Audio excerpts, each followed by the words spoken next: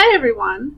In this lecture video and the lecture videos to follow, we're going to talk about chapters 10 and 11.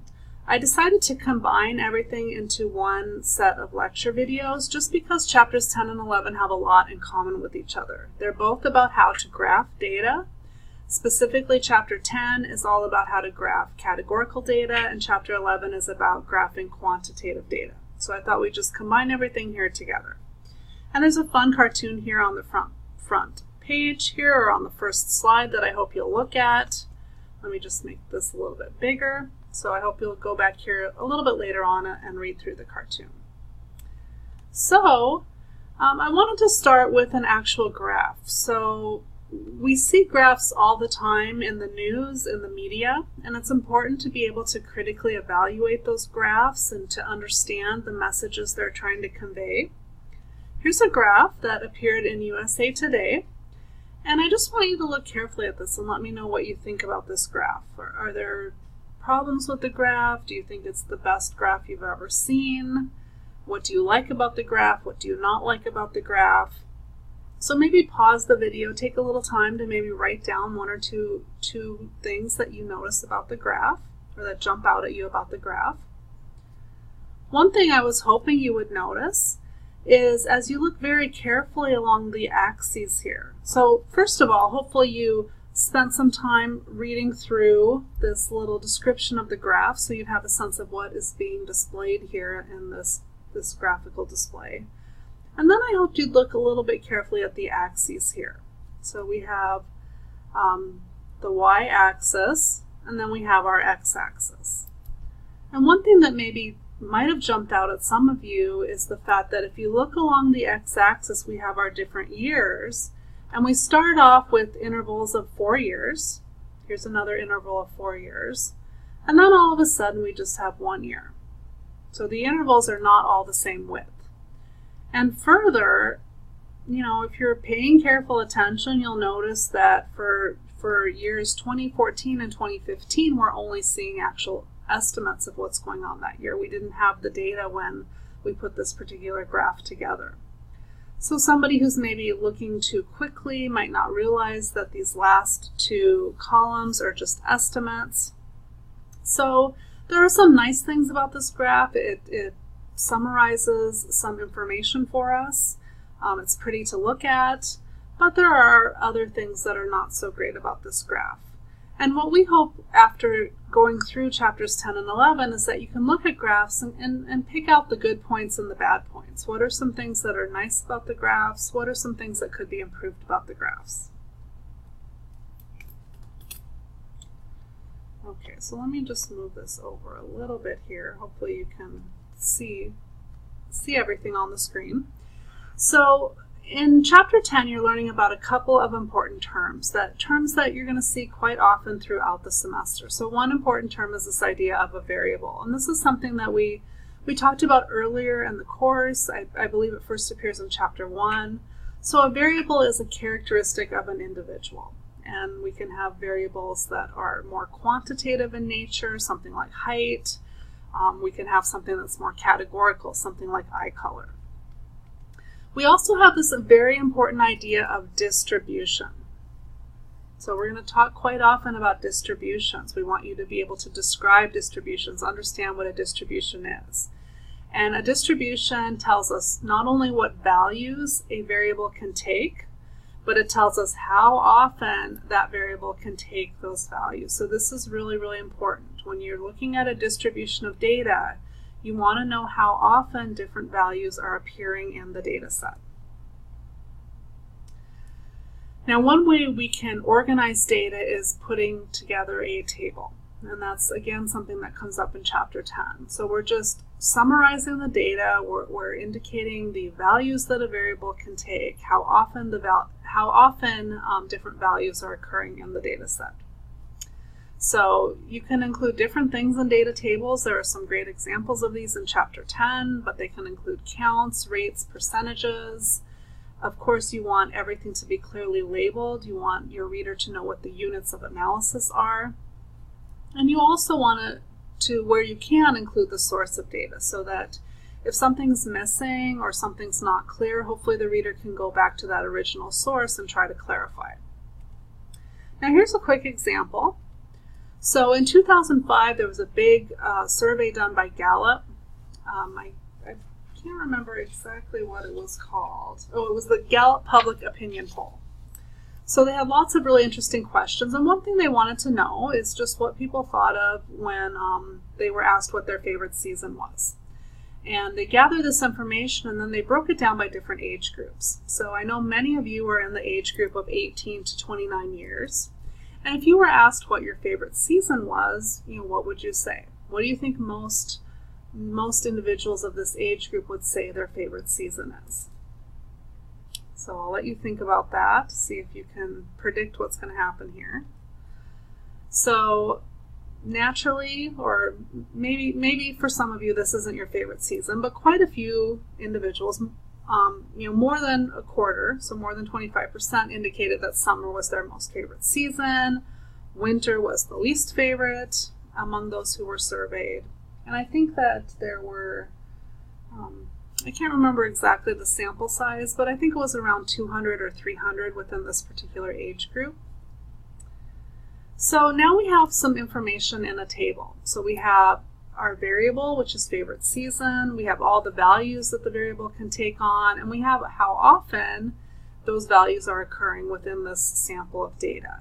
Now, a table itself is nice. It gives us some great numerical information, but imagine that you had lots and lots more values here and you're trying to make sense of things and see patterns. It's not always easy to do that just from a table of information. So that's where we would want to take that information and create a graphical display. What kind of graph should you use? So what do we have here? We have categories. So we're categorizing individuals. We're putting people into categories based on what their favorite season is. So we want some kind of graph that's going to show us these 4 different seasons and how often those seasons are occurring in our data set. So we have to think of a graph that's most appropriate for categorical data. And 2 of the most popular types of graphs are pie charts and bar charts. So the very first thing you should ask when you're trying to decide what kind of graph you should use is you need to think really carefully about what kind of data you have. Do you have categorical data or do you have quantitative data? Categories, again, where the recycle bins, I think, are a nice analogy. We're putting people into these little bins. We're categorizing them based on a particular variable. Whereas quantitative data would be we're gathering an amount of something. So remember, a quantity is an amount.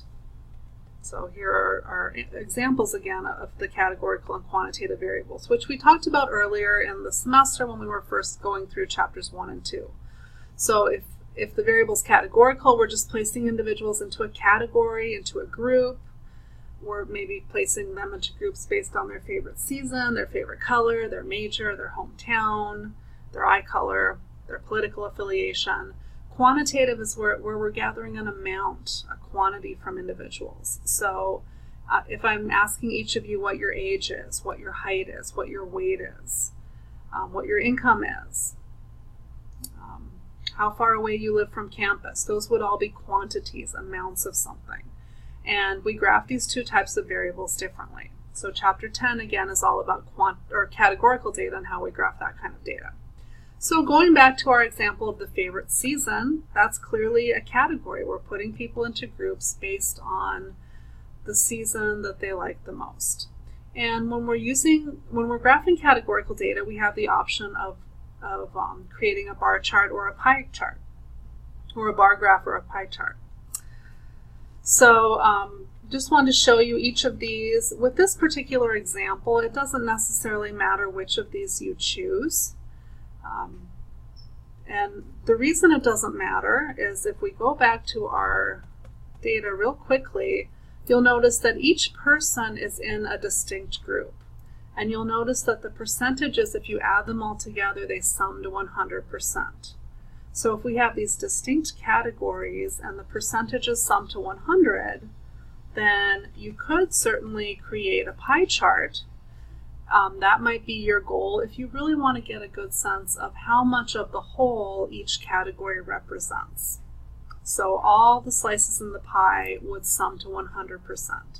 So if you have data, again, where each individual is in only one category and all the categories together sum to 100%, you could use a pie chart.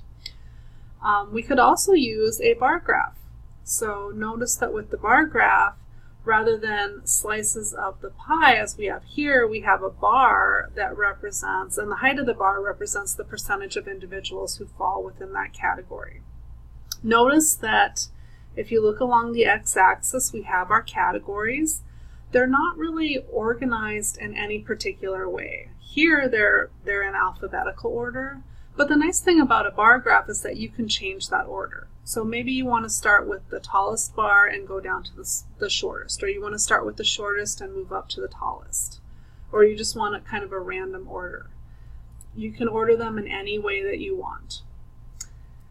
Same is true with the pie chart. You could put the slices in any particular order that you want. Again, the pie chart allows us to see how everything comes together to form a whole. The bar chart doesn't allow us to do that as easily. Now the bar graph would be your option if you had lots of categories and individuals can fall in more than one category, so that if you summed together all the percentages, they would not add to 100. So there might be times when you have that kind of data and using a pie chart is just out of the question. So think really carefully about what you have, what would be most appropriate.